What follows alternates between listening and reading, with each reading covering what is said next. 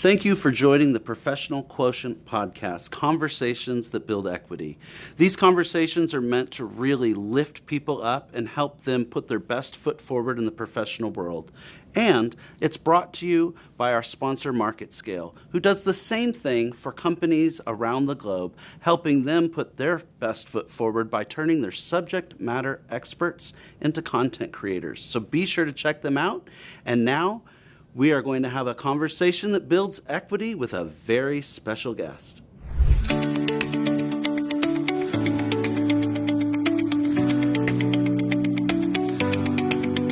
I'm excited to share with you a conversation with a really cool guest today. But let me first tell you how I met her. Several years ago, I came into a new role, and it was quite prominent for me, and I had access to a lot of information that she was seeking. And she is known for her tough questions, and let me tell you, she came at me, and she wanted to have the information. Why doesn't she already have the information? And let me tell you that at moments like this, I think we're always challenged. Do you get upset with somebody who's asking you tough questions, or do you see the passion that's burning underneath their eyes? I chose the second, and I got to tell you that our guest today is a super passionate leader and community builder. Now, we're going to hear from our very special guest, Olivia Barr. Welcome to the show, Olivia. Yes, thank you so much for having me, Jason. I'm so happy to be here. Yes, as Jason stated, when I first met him, I was looking for some numbers. I am a CPA by trade, and so for me, I'm automatically wanting to make sure I'm reporting accurate numbers, and I didn't have all the information, so I looked no further than who was responsible, and that was Jason at the time.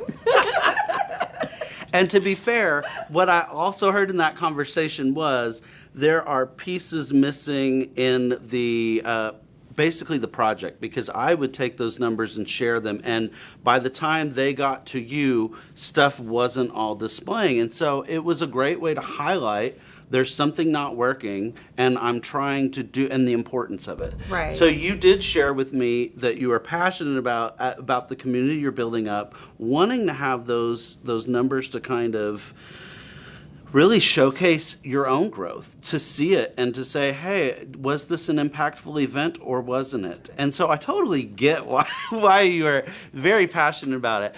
And what I also saw was, here's someone that I want to make sure that I'm close to, because she's a go-getter. And I would like to, the way I would describe Olivia to anyone that doesn't know her is as a go-getter who is kind of the proverbial candle with it's burning at both ends.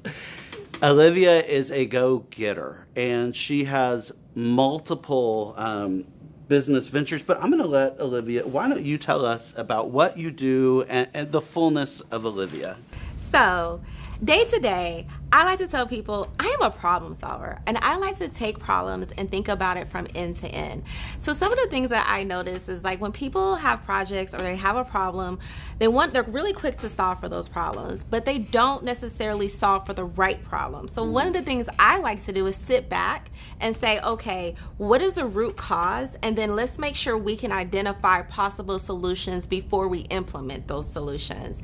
But also just making sure that we're taking a conceptual approach and thinking about it from a practical standpoint, walking through the end to end. And sometimes that's missed or overlooked, and the importance is very significant, because at the end of a project, you may not get the results that you're looking for, and therefore now you have some lesson learned, you have some failures, and then there are some takeaways that you need to do to improve your process. Can you give an example of a time when you've been working on a project and something like that happened where you were like, I need to fix this process along the way? So that happens more often than not, that I'm getting into those situations. Okay. And one of the things I like to do is I like to say, okay, how can we make it better? I'm always about process improvement. Mm-hmm. So when I am tasked with a project, one of the things I'm always doing is saying, let me maybe challenge the status quo. Like, just because we've done it this way, is that really the right way that we should be doing it? Is there a better way? And so that's what I often do in my role. I'm always looking at different different ways of approaching a problem and then saying, okay, let's think of all possible solutions, not just the one that immediately comes to mind. Mm-hmm. And do you find that people are generally receptive or not receptive to new ideas on changing what's been done? So I think you're always going to have some form of resistance to change. People are always going to want to revert back to what's normal and familiar with them. But I think one of the things that I'm always challenged to do is meet people where they are and then get them to that place. And so when people are resistant to change, why are they resistant to change? Is it too much change at the same time? Is it that they don't understand the process? And more often than not, it's maybe one or a combination of those two factors.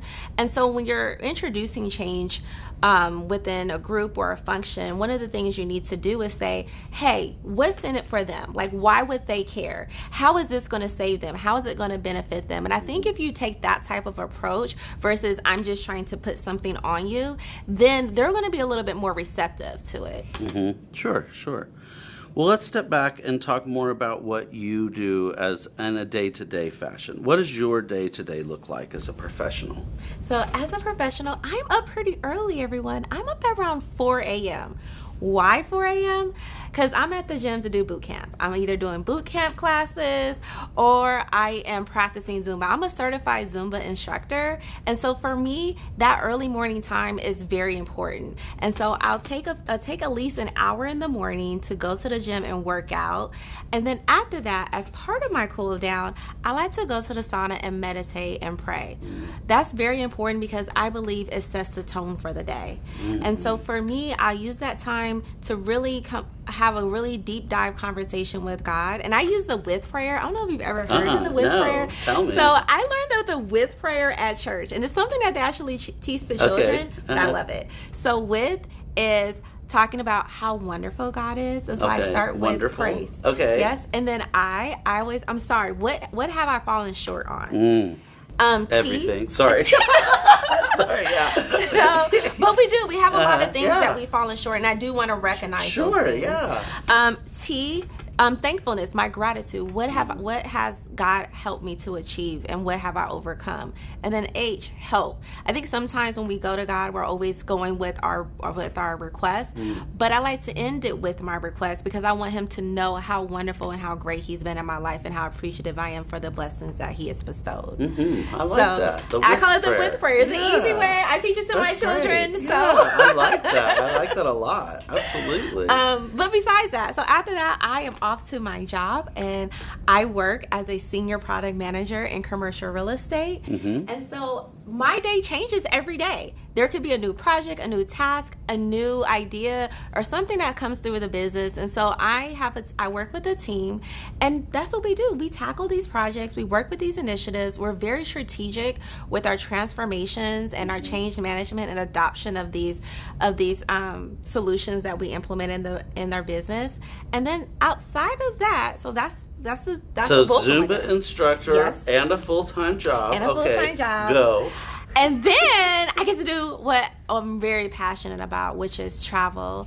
I am a Caribbean island travel SME. That's what I call myself.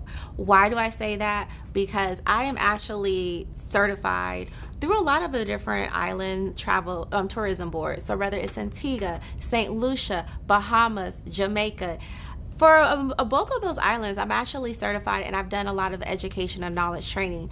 And I think that's very important because if I am working with people who are interested in traveling to the Caribbean, my knowledge or my discussions is not just based on online reviews. I actually go down and travel to the Caribbean so that I can provide firsthand experiences and recommendations. And so I love that. I love being able to share my knowledge and insights to travelers. And on top of that, y'all are still not done. Yeah, exactly. I am a CPA, and so I do have a consulting business, and that was actually born out of the pandemic. Okay. And I love that because I get to assist small business owners with their entity registration, with all their startup needs, and I love being able to work with small business owners because sometimes you're just so focused in the ddetails, you don't really realize some of the legalities that your business needs to do. Absolutely. Anything else? I know, right? Do you sleep? I sleep. I actually do sleep, but I don't sleep a lot because my day is pretty jam-packed. And for me, I want to make sure my days are productive. So I'm really focused on that. I'm very intentional with my time.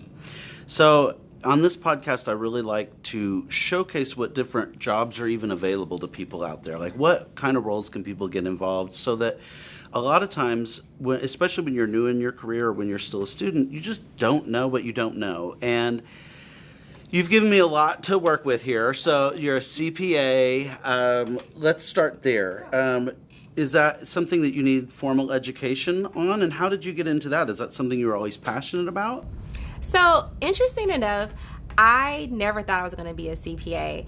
I actually went to school and I was minoring in dance. Like that, my passion truly is dance.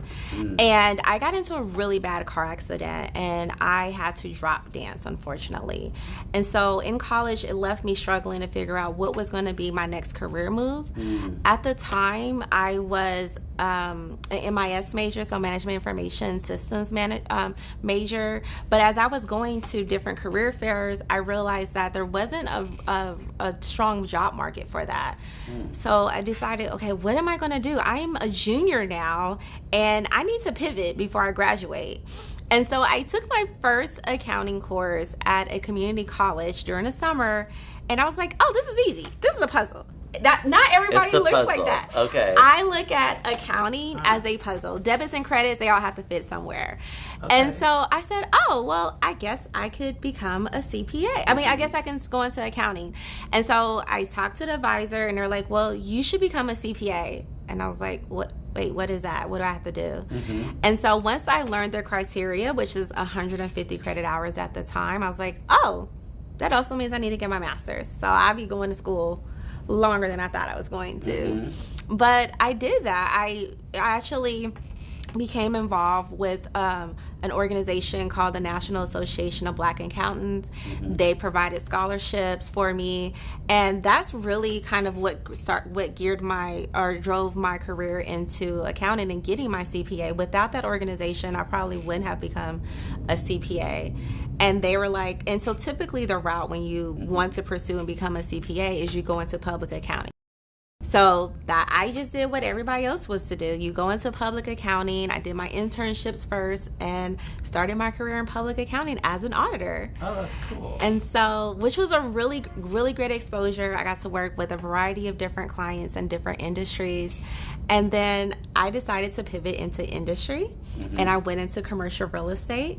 Had no idea that that's where my career was going to go, but I went into that direction, and from there I've stayed in commercial real estate. How? What was it that drew you into commercial real estate out of all the different industries that are there that you could have pivoted into, probably? Because accounting opens the doors in a lot of different business, because everybody has an accountant team. So was it just that was something that was available? Did you know somebody? How did you get drawn into commercial real estate out of all the industries? Connections. I'm already going to tell you that.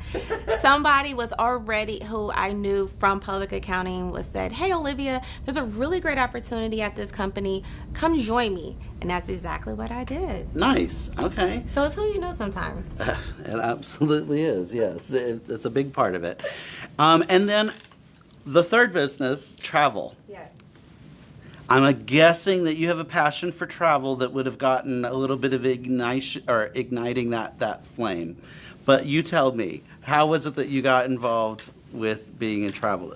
So I am the daughter of a military brat. So I'm used to uprooting, moving to different places, and I've lived in a variety of different places, both stateside and in Europe. And so I've always had this passion of moving around and exploring different cultures. What was actually the moment where I decided that I wanted to take this further is my friends and I decided that we wanted to experience a Caribbean festival. And I didn't know where to start. I mean, I travel. I've done solo trips and everything, but this was an island I'd never been to. And so I said, okay, we need to hire somebody to help us with all the planning and logistics.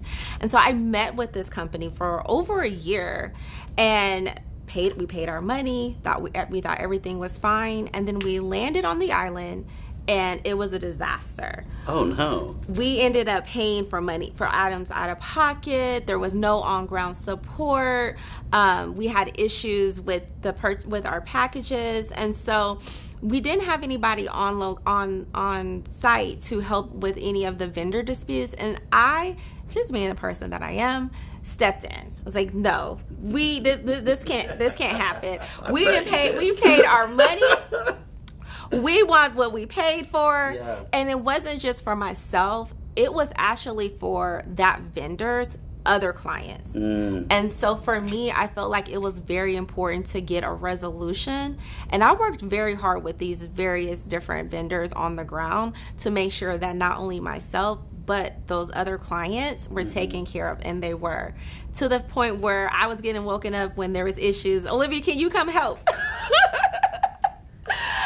And so I said, wait, maybe there's an opportunity for me to take this further. Absolutely. And I did. I decided, maybe I should be getting paid for this. Yes, I was like, I'm doing unpaid work over here. What is this? I am not on anyone's payroll. Absolutely, yeah. But that's a cool way to break into a new industry, is to just do it. Well, that's cool. So you broke it, and why don't you tell us about your business a little bit?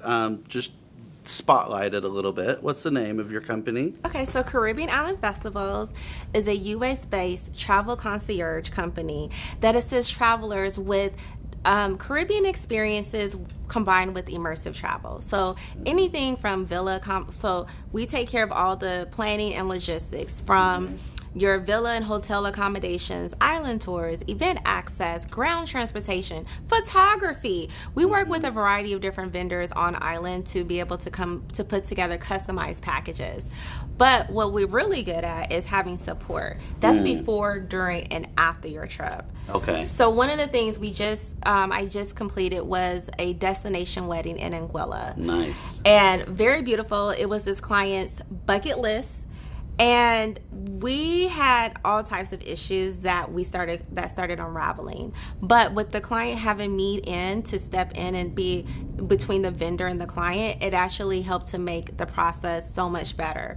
The client wasn't getting any responses from the vendors, but when I responded and I stepped in, then there was action that was taken. And so the client felt like the client valued that very much, especially if you're getting married. Absolutely. Who wants to be stressed on their wedding day? No, I mean, there's a lot of stresses to any wedding coming up, and there's always going to be pivots and what are we going to do for this? And so it sounds like you're being able to really be there at a time of when they need that kind of help to take stress off and enjoy their time more. Yes. No 1-800s or call centers over here.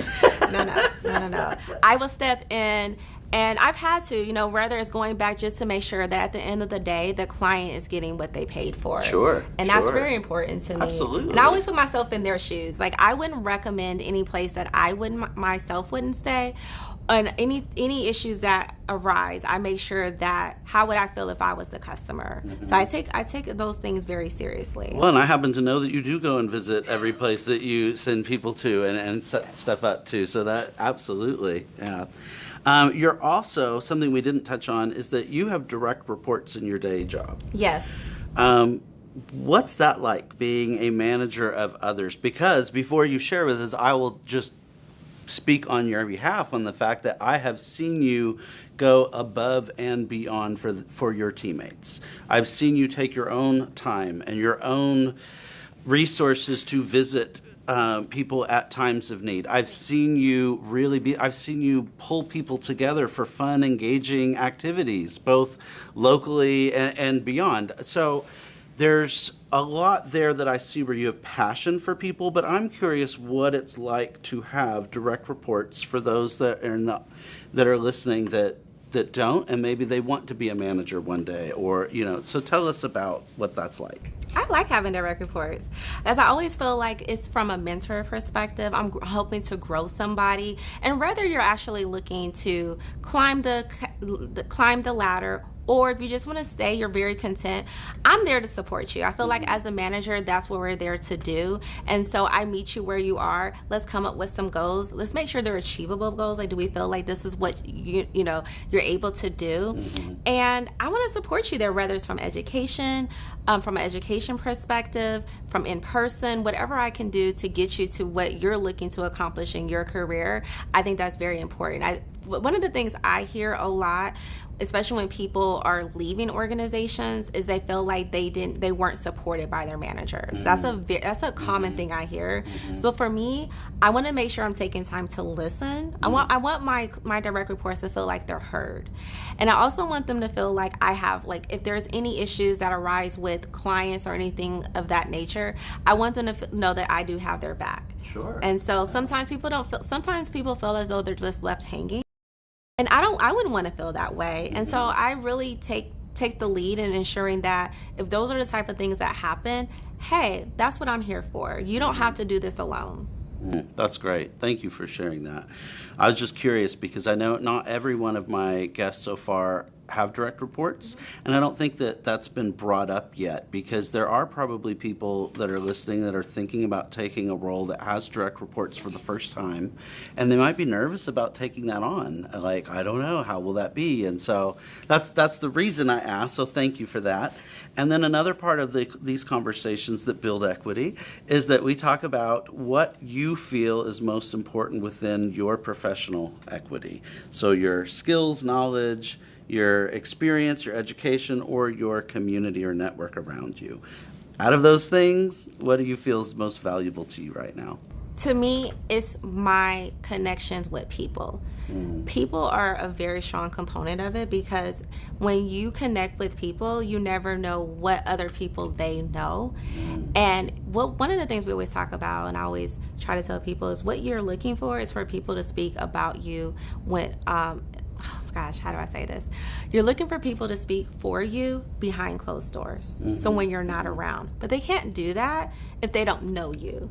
And so for me, that is very important, that I'm building genuine connections, because we're not talking about surface level. No, we really want people you really want to have those connections with people where it's genuine, where they feel like it's genuine, where it's mutually beneficial. You're not having a relationship with them just as one-sided. So for me, when I think about that, and I think about all the people who I've met throughout my career, I mean, I still talk to people when I was in public accounting. Like, we still have good relationships. Yeah. And people will recognize me even from, like, I can be at an airport. I was at an airport the other day, and someone was like, Olivia.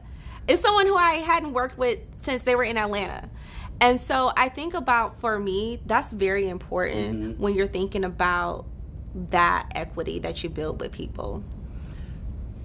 As you were saying this, I was recalling, when you went to the Smart Sheets conference, didn't they use your face on like something that was on every table or something? Yeah, so I like to say I was Smart Sheet famous. That's what I call it, Smart Sheet famous. Yes. So my coworker and I, we've been attending, we attended our first Smart Sheet conference maybe about 2 or 3 years ago.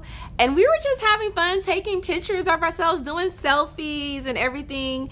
And the next year that we returned to the Smart Sheet conference, lo and behold, our pictures of us taking selfies are all throughout the conference. And I was floored. I was so ecstatic. I was telling everybody, y'all, we're Smart Sheet famous. And then it was on Instagram. I was like, listen. But it was funny because it wasn't a planned moment. I didn't even know that they had taken the picture. But we were just in the moment having a good time. And we were thinking about, we wanted to make sure we captured that moment. And lo and behold, it was captured.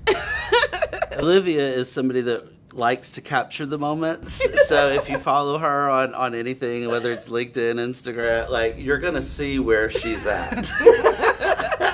And I think it's helpful. Like, it was you being able to do that. There's a lot of times I'll go to an event that was super fun and all that, and if I don't take pictures, like, there's something that later, a year from now, you don't have that memory as strong as when you have a photo that pops up and you're like, oh yeah, that was great fun. So I always appreciate that you're there. And when I know you're there, I'm like, oh good, I know I don't need to take a photo. Yes. Awesome.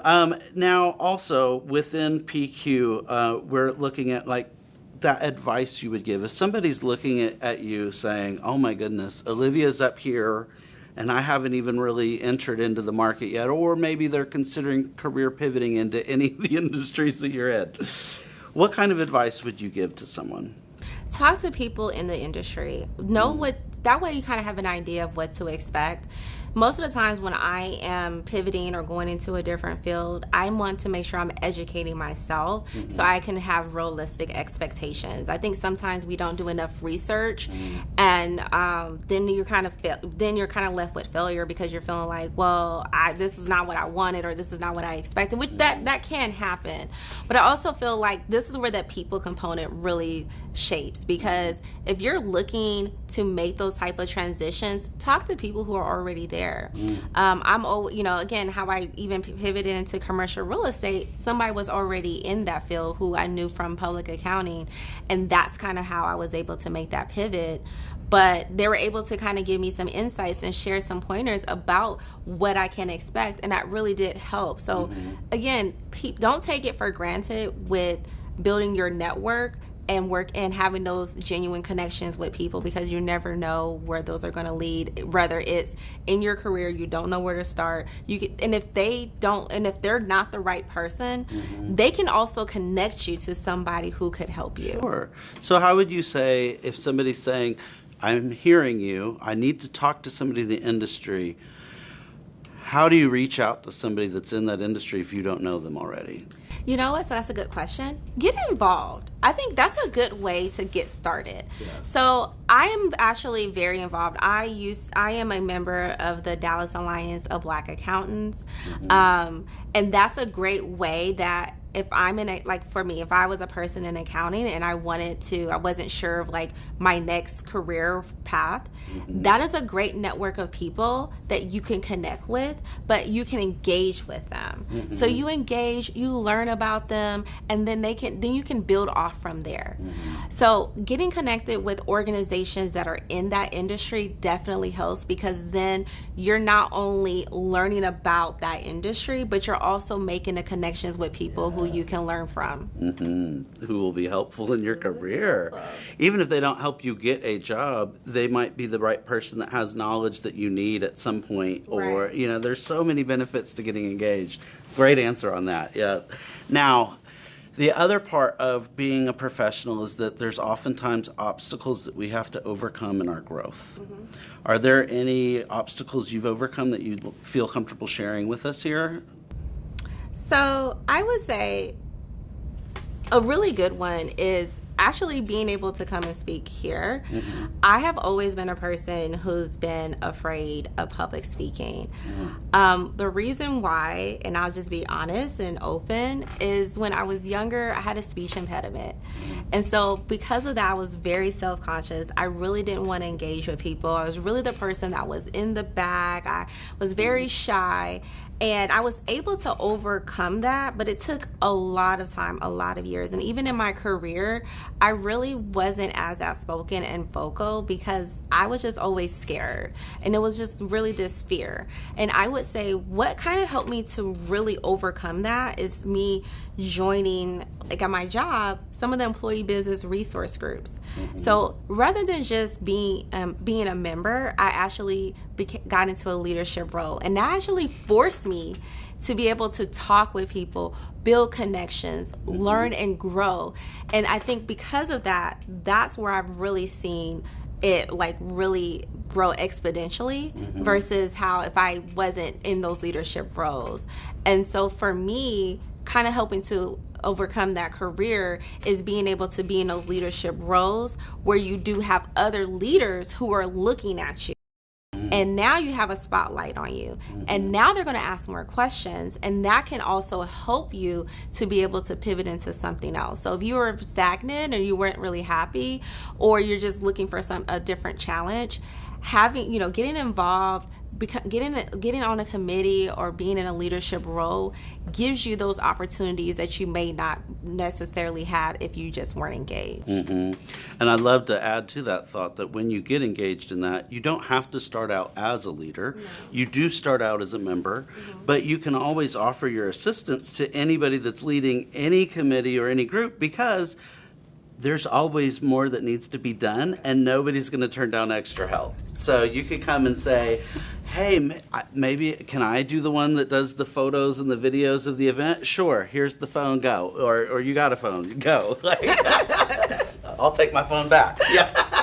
But yeah, I mean, there's lots of ways to get involved, and I think just getting engaged, period, whether you're a leader or not, they're stepping stones. So when you just volunteer to help on something, you get to basically shadow Olivia while she's leading a group, and then you can then feel more confident if it's your turn to lead a group next. It's like, how did Olivia start that meeting?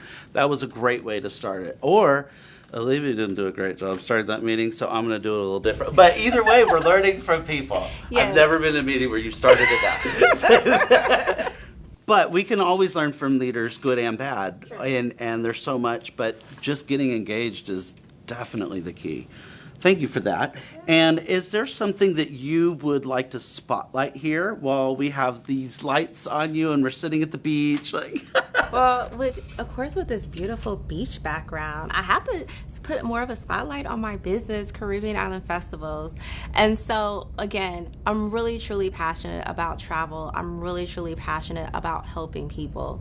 One of the things that I see a need for is really helping women travelers, especially to be safe. So when I am helping my clients, and most of my clients are women, I'm coming from a space of, as a solo woman traveler who's been on different continents by myself, how would I be prepared? And what are some tips and insights that I can share so someone else can be prepared? One of the things that I tell women, which people may or may not agree with, but I always tell women, and this is men or women, when you're traveling, I know a lot of people say, oh, I'm going to pull money out, like the currency out at the airport. But especially if you're traveling by yourself, I rarely suggest doing that, because you never know who's watching you at the airport, and that puts a target on you. Mm-hmm. So it's those type of insights that I provide to my clients, just so that they can be informed and safe when they're traveling. Mm-hmm. And are people able to get in touch with you if they'd like to, if they've listened to this podcast and they're like, wow, I want to connect with her? Yes, so you can connect with me on LinkedIn, Olivia Barr. That's my professional profile. If you're interested in my travel, which I love and I'm passionate about, you can find me also on LinkedIn under Caribbean Island Festivals. I'm also on Instagram under Caribbean Island Festivals. You'll see a beautiful logo. That's me. And we're just here to help you. We just want to make sure when you take your next escape, and it could be Caribbean, it can be beyond, that you are informed, safe, and you have a fun and immersive experience. Thank you, Olivia. Thank you for your time and coming here. Is there anything else you'd like to share with us before we close? That's a good question. I don't. How about a guest? Is there anybody you'd like to recommend that we bring onto the show? Oh, yes. There's actually a great person. Her name is Lamitra Off. She's a really good business coach. I actually started working with her through a networking event, through a contact that I knew. And I've actually been meeting with her, and she's really been a great help. And I think that she would be a really great person to share her insights on business and this professional equity. Awesome. Well, I would love your help connecting, yes. And I would love to bring them on. So perfect. If you are listening to this episode and you've enjoyed it, please like, share, subscribe, and leave a positive review. And remember that unlike our IQ or our EQ, we can easily, did I say that wrong? I sure did. Unlike our IQ or our EQ, we can easily raise our PQ every single day. Just keep learning, growing, and connecting. Until next time.